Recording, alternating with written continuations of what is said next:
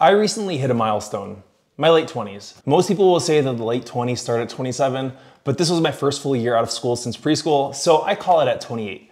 Not quite 30, but it's definitely far enough in my 20s to have gained some perspective on life. So as I look back on the past 8 years, I'm struck by how much I've learned, how much I've changed, and how many misconceptions I had when I first entered this decade of life. My 20s have been a roller coaster ride of experiences, some exhilarating, some terrifying, and some that were a bit of both. I've had incredible highs, like starting my own dream business and falling in love. I've also faced some crushing lows, including breakups, the deaths of close friends, and the realization that my dream job wasn't all I thought it was cracked up to be. Throughout it all, I've gathered some insights that I wish I could go back and share with my 20-year-old self. Since time travel isn't an option yet, Mr. Elon Musk, time to get on this, I'm sharing them with you instead. So whether you're just starting your 20s or well into them, I hope these lessons can give you some help in navigating this exciting, confusing, and transformative period of life. So number one, your 20s won't be exactly what you expect. So when I was 20, I had this glorified vision of what my 20s would look like. I imagined like a mix of The Wolf of Wall Street, Grey's Anatomy, and Suits. It was gonna be a montage of glamorous parties, romantic adventures, and effortless career success, and probably being a millionaire by the time I was 25. The reality, it's been a lot messier, more confusing, and ultimately more rewarding than I ever could have imagined. And yes, there were incredible nights out, unforgettable trips, and plenty of moments of triumph. But there have also been mornings spent crying in the hospital bathroom, stressing if I was gonna make next month's rent, and periods of intense self-doubt and anxiety. What I've learned is that your 20s are less about having it all figured out, and more about the process of figuring things out. It's a decade of experimentation, of trial and error, and of learning who you are and what you want out of life. So my advice is embrace the mess. Don't panic if your life isn't like a perfectly curated Instagram feed. Remember, everyone's fighting their own battles, facing their own insecurities, even if they don't show it publicly. So instead of trying to force your 20s to look a certain way, being disappointed when it doesn't turn out that way, just approach them with curiosity and openness. To me, life is about experiences, and that is my fitness philosophy as well. Sometimes a nice restaurant, a cookie, or a beer with a friend is going to be a good experience. But the rest of the time, having good habits will give you a higher quality of life and more quantity of life for more experiences altogether. So try new things, meet new people, and explore some different paths. Some experiments will fail spectacularly, and that is totally fine. It's the failures that teach us more than our successes. Number two, make decisions for your future self. So one of the most valuable lessons I've learned is the importance of thinking long-term. When I was 20, I was all about that instant gratification. Why save money when I could buy these cool shoes right now? Why study when I could go to a house party on a Tuesday? But as I've gotten older, I've realized the power of making decisions with my future self in mind. It's about asking yourself, what would make my future self proud and grateful? Or even on a smaller scale, what would make the tomorrow morning version of myself proud? This applies to small daily choices as well as big life decisions. For example, choosing a salad over fast food may not be as immediately satisfying, but your future self is going to thank you for increased energy, sharper physique, and better health. Putting in extra hours to learn a new skill might be tiring now, but it could be the difference between making $15 an hour and $50 an hour. Saving a portion of your paycheck instead of splurging it on every night out may feel pretty restrictive in the moment, but it's going to provide you some more financial security and also options for your future self. So one practical way I've implemented this in myself is thinking, what is Christian 2.0 doing in this situation? And I act accordingly. Remember, your future self is inevitable. You will become that person. Why not do everything that you can to make their life awesome? Numero tres, assume everyone's fighting their own battles. So in my early and mid 20s, I spent a lot of time comparing myself to others and usually coming up short. It seemed like everyone else had it all figured out. They were landing great jobs, in perfect relationships, always looked amazing on social media. And it took me years to realize that everyone, even those who have it all together on social media, are dealing with their own struggles and insecurities. That friend with a perfect job, unlimited PTO or something like that, may be dealing with crippling imposter syndrome. The couple that seems madly in love on Instagram, they may be going through a rough patch behind the scenes. It's always the people who are loudest that are the worst off. And I think understanding that has been pretty liberating altogether. It's helped me be kinder to myself, knowing that everyone's struggles has made me less hard on myself when I face difficulties. I'm able to connect more deeply with other people, just approach people with empathy, understanding. I think it leads to more authentic relationships. Another good mantra is to seek to understand, then be understood. Just be open about my own struggles. I think sharing your vulnerabilities with other people can make you feel less alone and also create stronger bonds. And a practice with that's helped me with this is daily gratitude. I always thought gratitude was super cliche and corny. I still think it is a little bit, but I think it's been one of the biggest shifts in my own mindset. I'm an Orthodox Christian, so I aim to pray every morning and just give thanks. Thanks for the sunshine coming through the window, for my loving wife and family, for the house that I live in, for the life I've built, and for all the lessons I've learned from failure and hardship. 4, try to be disliked. This one was tough for me to learn. Like many people, I spent a lot of my life trying to please everyone. I would literally bend over backward to avoid conflict or disapproval. But here's the truth. If you want to do anything meaningful or innovative, you have to be willing to be disliked. Not everyone is going to understand or approve of your choices, and that is okay. LeBron James is one of the best basketball players of all time, and he is hated by many people. The president is usually disliked by 40% plus of the population. This doesn't mean that being deliberately antagonistic or not caring about other feelings is what you should do. It means just having the courage to stay true to your values, pursue your own goals, even when faced with criticism or disapproval. And the people that I admire most are people who unapologetically speak their minds. Here are some ways that this principle has played out in my own life over the last decade. Choosing a non-traditional career path after medical school, despite many criticisms from family members. Ending toxic friendships, even though it meant being seen as the bad guy by some people. Speaking up by issues I care about, like balance and moderation in your fitness journey, knowing that not everyone will agree with my stance. Learning to tolerate disapproval is like building muscle. Just get stronger with practice. And you just gotta start small. Voice an unpopular opinion in a low stakes situation, or make a choice based on your preferences rather than other people's expectations. Over time, as you do this more and more, you're gonna find it easier to stay true to yourself, even in the face of criticism.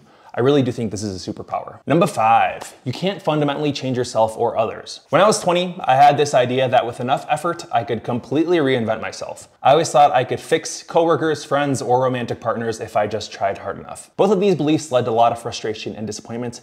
Let me tell you. So the truth is, while we can grow and improve, there are core aspects of our personalities that we really don't change. The same is true for other people in our lives. This is like the nature versus nurture debate in psychology. Some of our personal reality is innate and coded in our genes, while our environments shape some other aspects of our life. And this doesn't mean that we're stuck or that personal growth isn't possible. It means that real lasting change comes from working with who we are, not against it. And it really is just about becoming the best version of our authentic selves, rather than just trying to be someone entirely different. So for example, I am naturally introverted. If you're into Myers-Briggs, I am an INTJ. For years, I tried to force myself to be more extroverted because that's what I thought I needed to do to be successful. And it was very exhausting and ultimately ineffective. So when I finally accepted my introversion, learned to work with it rather than against it, I became happier and ironically more successful in my social and professional life. Some of my close friends always joke around that Christian doesn't do things that he isn't good at, often leading to a facade that I am good at everything because I only do the things that I'm good at. But I've learned to play to my strengths while acknowledging my weaknesses and trying to learn and grow from them. And the same principle applies to our relationships. You can't fundamentally change someone else. We can only choose how we interact with them and whether our relationship aligns with our values and needs. In summary, you can't always choose what happens to you, but you can always choose your reaction. Number 6 is to take risks and embrace embarrassment. Your 20s are honestly the perfect time to take big risks. Why? Because generally, you have fewer responsibilities and commitments that you will later in life. The cost of failure is way, way lower, and the potential payoff of success is huge. So people fundamentally value relationships and money, but most people don't have families or significant savings in their 20s.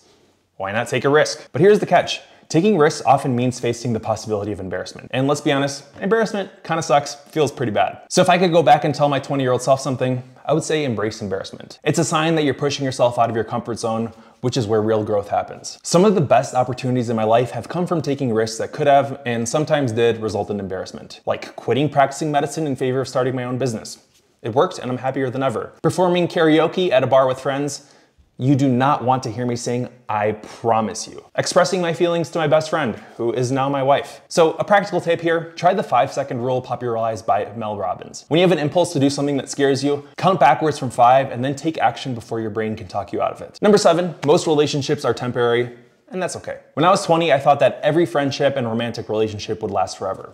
I had some core homies that I grew up with and inseparable friendships that I was building in college. I put enormous pressure on myself to maintain every connection, even when it was clear that we were growing apart. Now I understand that most relationships serve a purpose for a very specific time in your life, and then sometimes they do naturally come to an end. And this doesn't make them less valuable or meaningful. Think of relationships as seasons. Some are like summer, very bright, very intense, seemingly endless when you're there. Some are like fall, beautiful but clearly transitional. Some could be like winter, which are challenging but potentially transformative. And the rare ones are like spring, representing new beginnings and lasting growth. Very philosophical, I know. Learning to appreciate relationships for what they are, when they are, without trying to force them to be something they're not, has brought me a lot of peace altogether. I feel like I say altogether a lot. Anyway, it's allowed me to fully enjoy connections while they last, and to let go with gratitude when it's time. This perspective has also helped me be more present in my relationships. Instead of constantly worrying about the future of a friendship or romance, especially when I was younger before I was married, I try to appreciate the connection for what it is right now. Number 8, this one's a little controversial. Hold your dreams lightly. So having dreams and goals is very essential. They give you some direction and motivation, but it's also important to hold onto them lightly. Why? Because sometimes achieving a long-held dream doesn't bring the happiness you expect. Other times, we may need to adjust our dreams as we grow and change. I had a dream of becoming an orthopedic surgeon and having my own surgery center. Clearly not doing that. I worked hard towards this goal for many, many years, But when I was finally working in a similar environment in medical school, I realized that was not what I truly wanted. I had changed, but I had been so focused on achieving this dream that I hadn't noticed my values and interests shifting. The key is to focus on enjoying the journey, finding meaning in your daily actions, rather than pinning all your hopes on a very specific outcome. So here are some ways to do this. 1, just regularly assess your goals. Are they still aligned with who you are and who you want to be? Next one, celebrate small wins along the way. Don't wait to reach the final destination to be satisfied. It's never gonna be as nice as you expect it to be. You're gonna set a new goal and then you're gonna be equally dissatisfied. Be open to pivoting. If a dream no longer serves you, it's okay to let it go and pursue something else. You invented your dreams, which means you have the power to reinvent them too. Number 9, true self-esteem comes from your actions. In my early 20s, I thought that achieving certain external markers of success, like a very high-paying job, a nice house, a large social media following, would make me feel good about myself. But when I achieved some of these things, the boost in self-esteem was pretty temporary. This is the hedonic treadmill. The hedonic treadmill, also known as hedonic adaptation, is the observed tendency of humans to quickly return to a relatively baseline level of happiness despite major positive or negative events. So what I've learned is that lasting self-esteem and happiness come from consistently doing things that align with your values and make you proud. It's about the person you are and the actions you take, not the things that you have or the approval you receive from other people. This can be really, really small daily actions, like making your bed, keeping your promises, keeping secrets, and just being kind to other people. It can be embracing personal growth, like learning new skills, facing your fears, or working on your mental health if that's deteriorating. There's also a component of contribution, volunteering, helping friends, or creating something that adds value to the world, which is a big reason why I became a business owner. And a practice that's helped me with this is keeping a to-do list. I use an app called Tick. Not to be confused with TikTok, I'm not sponsored or anything. I use it to schedule work tasks, chores, or events. So as I go through each task, I check off completion. At the end of the day, I see all that I've accomplished, no matter how big or how small. A to-do list helps me recognize the positive actions I'm taking and builds my sense of self-efficacy over time. Number 10, at some point, the party lifestyle is going to lose its appeal. So when I turned 21, I thought the party would never end. Nights out, festivals, social drinking, the occasional hangover were just part of the lifestyle. And for a while, it was pretty fun. But there came a point, and it's very different for everyone, but it happened for me around 25, 26, when this lifestyle started to lose its charm. The hangovers got worse, the conversations at concerts started to feel repetitive, and I found myself craving more meaningful and healthy experiences. If you're in the thick of a party or going out phase, enjoy it, but also pay attention to when it stops genuinely feeling fun and starts to feel more like an obligation or a habit. It's okay to outgrow this phase and shift your focuses to other pursuits. In fact, I think it's a normal and healthy part of growing up a bit. Some signs that it might be time to reevaluate the relationship with partying and going out are you're just not enjoying it as much as you used to, it's interfering with your other goals like career, health, or relationships, and you're doing it out of habit or to avoid dealing with other issues. And remember, evolving your lifestyle doesn't mean you can never have fun or go out again. It just means finding a balance that aligns you with your current values and your goals. So to summarize, your 20s are a time of immense growth, change, and self-discovery. They're messy, confusing, exciting, but also transformative. It's all about embracing the journey with all its ups and downs. And remember, it's okay to make mistakes. In fact, I think that through those mistakes that we often learn the most valuable lessons. Stay curious, my friends, keep growing, and be kind to yourself along the way. And hey, if you're past your 20s and listening to this, it's never too late to implement some of these lessons. We're all works in progress, constantly learning and evolving. Your future self is rooting for you. Just go out there and make them proud. Other than that, thank you for watching. Let me know which tip resonated with you, and I will catch you in next week's video.